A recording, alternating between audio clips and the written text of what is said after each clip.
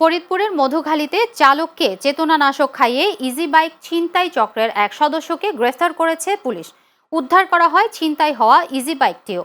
Police ও ভুক্তভোগী পরিবার জানায়, গত 6 জানুয়ারি বালিয়াকান্দি বাজার থেকে মধুখালী উপজেলা স্বাস্থ্য কমপ্লেক্সে যাওয়ার কথা বলে চালক মোহাম্মদ আজাদ হোসেন মল্লিকের ইজি বাইক রিজার্ভ করে ছিনতাইকারী চক্রের সদস্য স্বাস্থ্য কমপ্লেক্স এলাকায় পৌঁছানোর পর তারা আজাদ হোসেনকে কৌশলে চেতনানাশক মেশানো বিস্কুট খাইয়ে তার ইজি বাইক নিয়ে পালিয়ে যায়। এ ঘটনায় মধুখালী থানায় সাধারণ ডায়েরি করার পর অভিযানে নামে পুলিশ।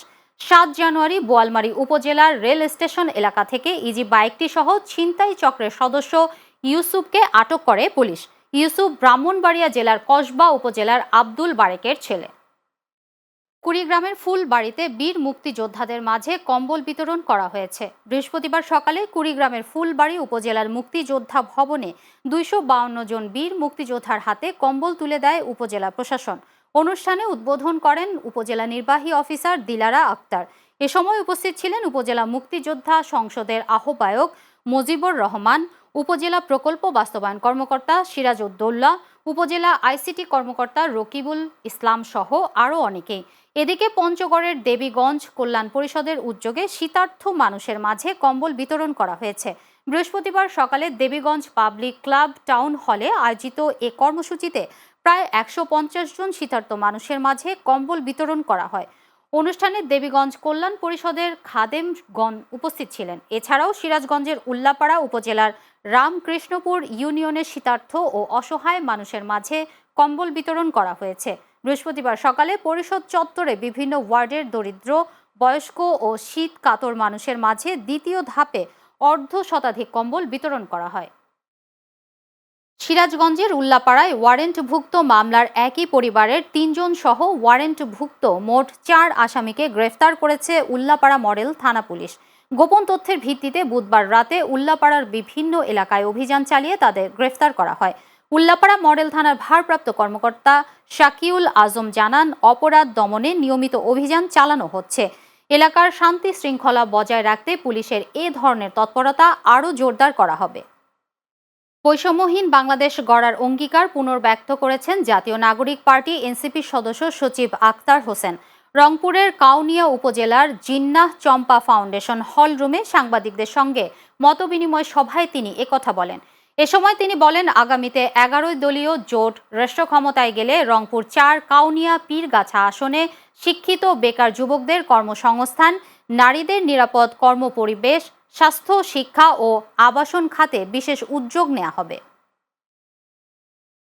মেহেরপুরের মুজিবনগরে বিদেশি পিস্তল, 2 রাউন্ড গুলি ও ম্যাগাজিন সহ চিহ্নিত সন্ত্রাসী শীর্ষ অনলাইন জুয়ারি বিল্লাল হোসেনকে আটক করেছে সেনাবাহিনী। বিল্লাল হোসেন মুজিবনগর উপজেলার জতারপুর গ্রামের মৃত মাদার আলী বিশ্বাসের ছেলে। বৃহস্পতিবার ভোরে গোপন সংবাদের ভিত্তিতে সেনাবাহিনী মেহেরপুর ক্যাম্পের মেজর MAN রওশন আলমের নেতৃত্বে টহল দল বিল্লাল হোসেনের বাড়িতে অভিযান পরিচালনা করে।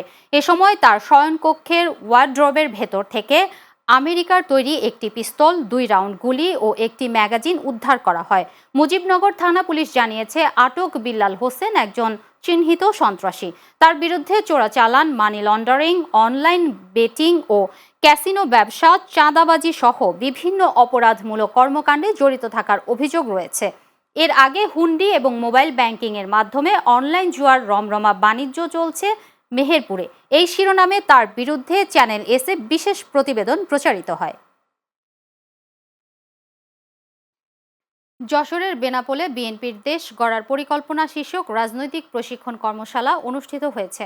বৃহস্পতিবার দুপুরে বেনাপোল কাস্টমস হাউজের সামনে শার্শা উপজেলা বেনাপোল পৌর কলেজ ও মাদ্রাসা শাখা ছাত্রদলের উদ্যোগে কর্মশালার আয়োজন করা হয়।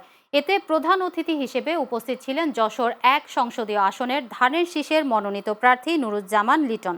শার্শা উপজেলা ছাত্রদলের আহ্বায়ক শরীফুল ইসলাম চয়নের সভাপতিত্বে কর্মশালায় আরও উপস্থিত ছিলেন ছাত্রদল কেন্দ্রীয় সংসদের যুগ্ম সাধারণ সম্পাদক তারিকুল ইসলাম তারিক, যুগ্ম সাধারণ সম্পাদক সাদ্দাম হোসেন এবং বেসরকারি বিশ্ববিদ্যালয় শাখা ছাত্রদলের সহসভাপতি মুন্নি ইসলাম সহ অন্যান্যরা।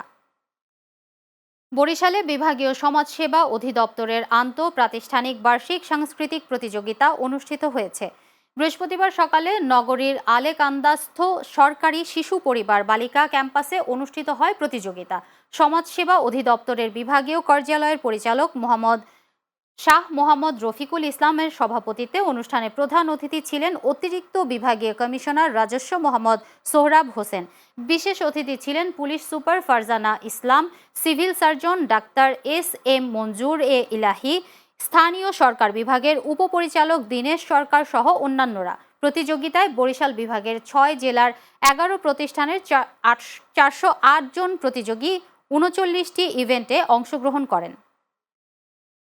রাজধানীর উত্তরায় জমকালো আয়োজনের মধ্য দিয়ে উদযাপিত হল বাহারি পণ্যের প্রতিষ্ঠান ঈগল এজেন্সি কোম্পানির ১০ম প্রতিষ্ঠা বার্ষিকী। এ উপলক্ষে রাফেল ড্র ও পুরস্কার বিতরণী অনুষ্ঠানের আয়োজন করা হয়। মঙ্গলবার বিকেলে উত্তরার সোনারগাঁও জনপদ রোডে অবস্থিত প্রতিষ্ঠানটির নিজস্ব কার্যালয়ে আয়োজিত অনুষ্ঠানে সভাপতিত্ব করেন ঈগল এজেন্সির স্বত্বাধিকারী মোহাম্মদ রাকিব।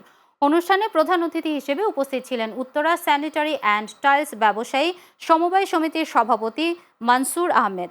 বিশেষ অতিথি হিসেবে উপস্থিত ছিলেন ঢাকা মহানগর উত্তর শ্রমিক দলের সদস্য সচিব কামরুজ্জামান সহ অন্যান্য অতিথিবৃন্দ। পরে রাফেল ড্রয়ের মাধ্যমে বিজয়ী ক্রেতাদের আকর্ষণীয় পুরস্কার প্রদান করেন অতিথিরা। সিরাজগঞ্জের রায়গঞ্জে গোয়ালঘর থেকে এক কৃষকের ঝুলন্ত মরদেহ উদ্ধার করেছে পুলিশ। নিহতের নাম মোহাম্মদ কাজিম উদ্দিন। তিনি চান্দাইকোনা ইউনিয়নের রুদ্রপুর গ্রামের মৃত শামান আলী শেখের ছেলে। স্থানীয়রা জানান, বৃহস্পতিবার ভোর রাতের কোনো এক সময় নিজ গোয়াল ঘরে থাকা রশির সঙ্গে গলায় ফাঁস দিয়ে আত্মহত্যা করেন কাজিম উদ্দিন। সকালে পরিবারের সদস্যরা তাকে ঝুলন্ত অবস্থায় দেখতে পেয়ে চিৎকার করলে আশেপাশের লোকজন ছুটে আসেন। খবর পেয়ে রায়গঞ্জ থানা পুলিশ মরদেহ উদ্ধার করে ময়নাতদন্তের জন্য সিরাজগঞ্জ শহীদ মনসুর আলী মেডিকেল কলেজ হাসপাতালের মর্গে পাঠায়। রায়গঞ্জ থানার ওসি মোহাম্মদ গোলাম কিবরিয়া জানান, মৃত্যুর প্রকৃত কারণ জানতে তদন্ত চলছে। রাজবাড়ীর পাংশা সরকারি কলেজে আনন্দ ঘন পরিবেশে অনুষ্ঠিত হয়েছে বার্ষিক ক্রীড়া প্রতিযোগিতা ও পুরস্কার বিতরণী অনুষ্ঠান।